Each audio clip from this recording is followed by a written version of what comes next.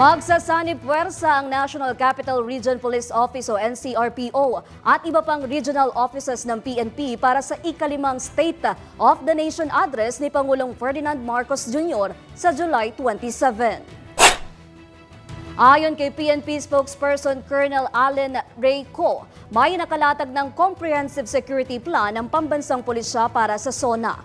Humigit kumulang 20,000 pulis ang ide-deploy, kabilang ang force multipliers tulad ng barangay personnel para tiyakin ang seguridad at kaayusan.